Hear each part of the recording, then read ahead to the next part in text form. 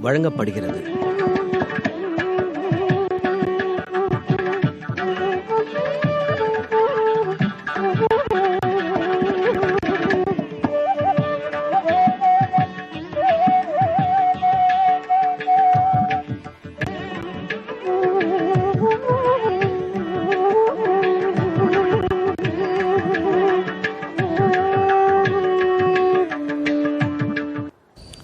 यत्र यत्र रघुनाथ कीर्तनं तत्र तत्र कृतमस्तकाञ्जलिं बाष्पवारि परिपूर्णलोचनं मारुतिं नमत राक्षसान्तकम्. ஆஞ்சநேயர், ஹனுமான், மாருதி, சச்சிவோத்தமன், வியாக்கரண பண்டிதன், சங்கீத வித்வான், அமாத்யோத்தமன், ராமதூதன், ராமதாசன், இப்படி எத்தனையோ திருநாமங்கள் ஆஞ்சநேயருக்கு. ஆஞ்சநேயர் என்பதால் அஞ்சனாதேவி பெற்ற மைந்தன். இவ்வாஞ்சநேயர் 32 அடி உயரத்திலும் எழுந்துருளி இருக்கிறார், ஓரடி உயரத்திலும் எழுந்துருளி இருக்கிறார். எவ்வளவு பெரியவராக இருப்பினும், எவ்வளவு சிறிய உருவத்தோடு இருப்பினும் அவருடைய கீர்த்தி எப்போதும் பெரியது. யசஸ் என்னும் கீர்த்தி, புகழ், உற்சாகம், வலிமை, பக்தி, பணிவு, கீர்த்தி, இவை அனைத்தும் மொத்த உருக்கொண்டா போலே ஆஞ்சநேயர் உள்ளார். இப்போது நாம் திருச்சிராப்பள்ளி புகைவண்டி ஜங்ஷன் நிலையத்துக்கு அருகே கல்லுக்குழி ஆஞ்சநேய சுவாமி சந்நிதி, ஆஞ்சநேயரை சேவிக்கப் போகிறோம். இவர்தான் 1928-29 இங்கு எழுந்துருளியவர். அழகான திருக்கோலம். ஓர் வலது திருக்கண்ணால் நம்மை கட்டாட்சிக்கிறார். இடது கையில் பாரிஜாத புஷ்பத்தை பற்றி இருக்கிறார். வலது கையால் அபயம் காட்டுகிறார். ஆஞ்சநேயர் கிழக்கு நோக்கி எழுந்துருளி இருக்க அவருடைய திருமுகமும் திருவடிகளும் வடக்கு நோக்கி உள்ளன. அயோத்தியைத்தான் தொழுகிறார் போலும். ஆஞ்சநேயர் மூலவர், வரப்பிரசாதி. பாரிஜாத மலரை கையிலே பிடித்திருந்தால் வேண்டும் வரங்களையெல்லாம் கொடுப்பவர். ஆகாயாலேயே அந்த திருக்கோலத்தில் எழுந்துருளி உள்ளார். ஆஞ்சநேயர் மூலவரை தரிசித்துக் கொண்டு இதோ உற்சவரை சேவிக்கிறோம். எப்படி பெருமாள் ஸ்ரீமன் நாராயணன் எழுந்துருளி இருப்பாரோ அதே போல இங்கு ஆஞ்சநேயர் இருப்பதுதான் ஆச்சரியம். கைகள் கூப்பிய நிலையில் இருப்பார், அல்லது கைகளை உயர்த்தி கொண்டு அபயம் பண்ணுமா போலே ஆசீர்வதிக்கிறா போலே இருப்பார். தன்னுடைய 2 கைகளுக்கு நடுவே கதையை பற்றி இருப்பார், அமர்ந்திருப்பார், குந்திட்டு கொண்டிருப்பார். ஆனால் இது எப்படியுமே இல்லாமல் எப்படி பெருமாள் நின்ன திருக்கோலத்தில் இருப்பாரோ அதே போல இங்கு ஆஞ்சநேயர் எழுந்துருளி உள்ளார். 2 திருவடிகளையும் தன் ஆசன பத்மத்தில் பதித்து வலது திருக்கையாலே பெருமானைப் போலவே அபயப்பிரதானம் பண்ணிக்கொண்டு இடது திருக்கையில் பெருமானைப் போலவே கதையை பற்றி கொண்டு எழுந்துருளி உள்ளார். தோள்களில் கதை இருந்து பார்த்திருக்கிறோம். கைகளுக்கு நடுவே கதையை பிடித்து பார்த்திருக்கிறோம். குந்திட்டு உட்கார்ந்திருக்கிற ஆஞ்சநேயருக்கு அருகில் கதை இருந்து பார்த்திருக்கிறோம். ஆனால் நின்ன திருக்கோலத்தில் பெருமானைப் போல இடதுபுறத்தில் கதையை பற்றி இங்கு சேவித்துக் கொள்ளலாம். ஆஞ்சநேயர் தன்னுடைய இயற்கையான திருமேனியிலே எப்போதும் வெளியில் வெள்ளி கவச்சம் சாத்தி கொண்டு சேவை சாதிக்கிறார். இங்கே ராமநவமி உற்சவம், ஸ்ரீராமநவமி உற்சவம் கொண்டாடப்படுகிறது. அதே போல ஆஞ்சநேயருக்கு மார்கழி மாசம் மூல நட்சத்திரம், அது விமரிசையாக கொண்டாடப்படுகிறது. அந்த சமயத்தில் லட்ச அர்ச்சனையாகட்டும், ஆஞ்சநேயருக்கு 1,00,000 வடைகள் கொண்ட மாலை. 1,00,000 வடமாலைன்னு சொன்னா லட்சக்கணக்கில் வடமாலையே சாத்தின்னு இருப்பார்.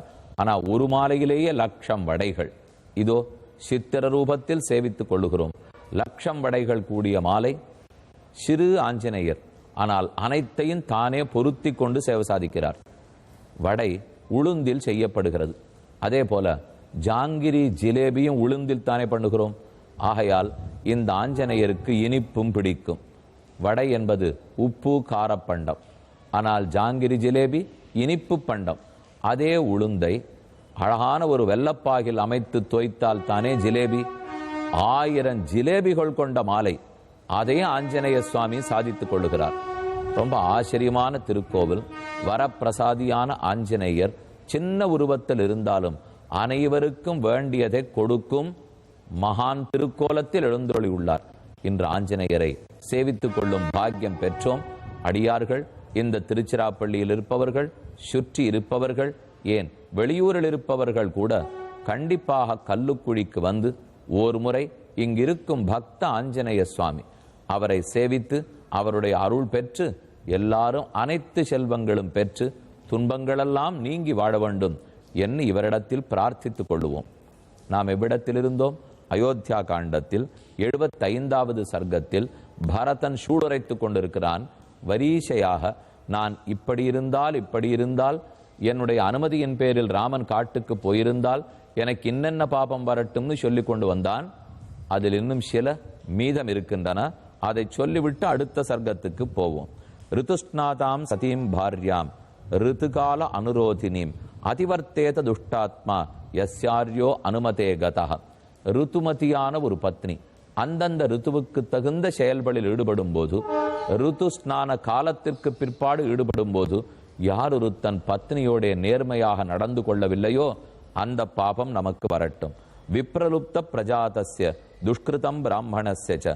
ஒரு அந்தணன் வேதமோதுபவன், அவனுக்கு இன்னத்தை செய்கிறேன்னு சொல்லிவிட்டு யார் ஏமாற்றி விடுகிறானோ அந்த பாபம் வரட்டும். பிராமணாய உத்யதாம் பூஜாம். ஒரு அந்தணன் தான் பூஜைக்குரிய பொருள்களை மிகவும் கட்டப்பட்டு வறிய நிலையிலேயும் சேகரித்து வைத்திருந்தான் என்னால் அவனுடைய பூஜைக்குரிய பொருளை யார் திருடி போகிறானோ அவனுக்கு வரும் தோஷம் வரட்டும். பாலவத் சாஞ்சகாம் தோக்துகு யஸ்யார்யோ அனுமதே கதா. இப்போதுதான் ஒரு பசு கன்று ஈன்றிருக்கிறது. கன்றை ஈன்றெடுத்திருக்கிற பசுவின் மடியில் பால் கறந்து யார் பாலை எடுத்து குடிக்கிறானோ அவனுக்கு வரும் பெரும் பாபம் நமக்கு வரட்டும். தர்மதாரான் பரித்யஜ்ய பரதாரான் நிஷேவதாம் தியக்த தர்மர் அதிர்மூடா யஸ்யார்யோ அனுமதே கதா. தான் அக்னி சாட்சியாய் அனைவர் முன்னிலையிலையும் கைப்பிடித்த மனைவி, நேரடியான மனைவி, தர்மத்தில் கரைப்பிடித்த தர்மபத்னி, அவளை விடுத்து வேறொருத்தி பேரில் யார் கண் வைக்கிறானோ அவனுக்குண்டான பாபம் வரட்டும். பானீய தோஷகே பாபம் ததைவ விஷதாயகே.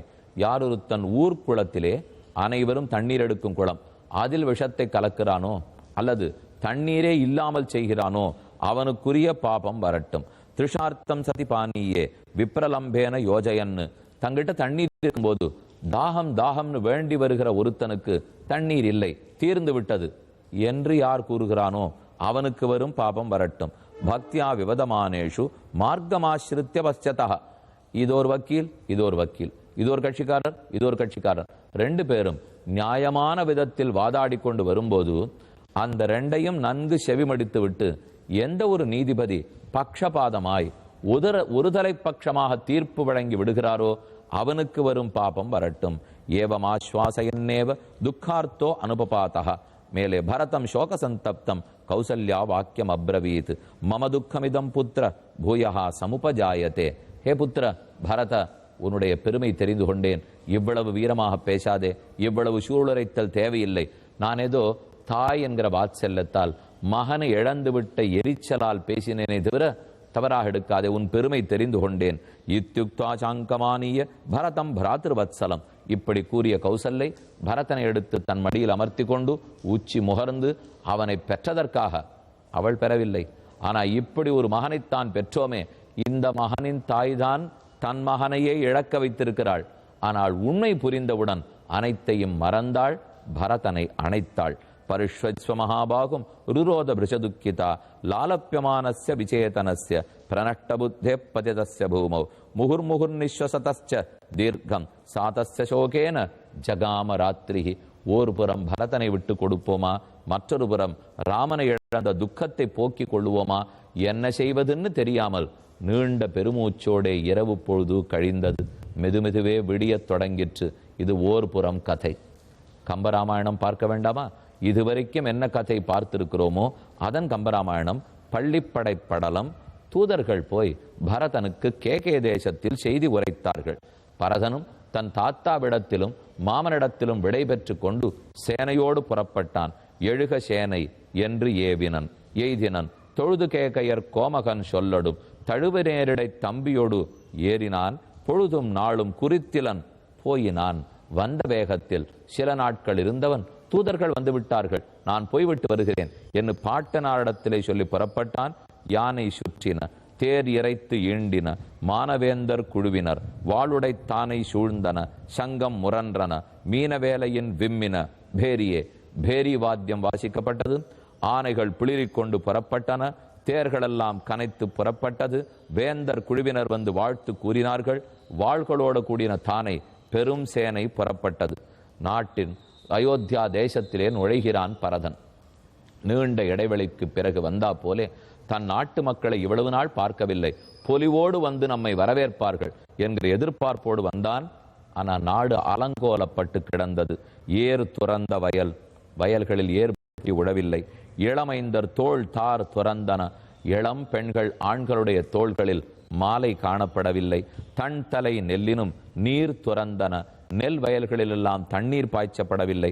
தாமரை நீத்தன பார் துறந்தனள் பங்கைய செல்வியே, இந்த பூமியே தாமரையே நீத்து விட்டா போலே சோபை இழந்திருந்தது.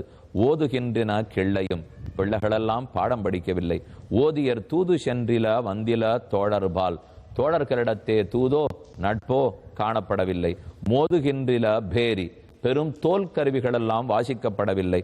விழா போதுகின்றன பொன் அணி வீதியே, வீதியில் எந்த ஊர்வலத்தையும் காணும். பாடல் நீத்தன பண்தொடர் பாண் குழல் ஆடல் நீத்த, அரங்கொடு அகல் புனல் சூடல் நீத்தன சூடிகை, சூழிகை மாடம் நீத்தன மங்கள வள்ளையே. மாட மாளிகைகளும் கோபுரத்திலும் எங்கும் கொடிகள் காணப்படவில்லை. மங்கள வீதிகளில் எங்கும் மெழுகி கோலமிட்டு சாணகத்தால் மெழுகி கோலமிடப்படவில்லை. எங்கும் சங்கபேரிநாதங்கள் காணப்படவில்லை. ஏன் நம் நாடு ஏன் இப்படி துன்பத்தில் வாடுகிறதா?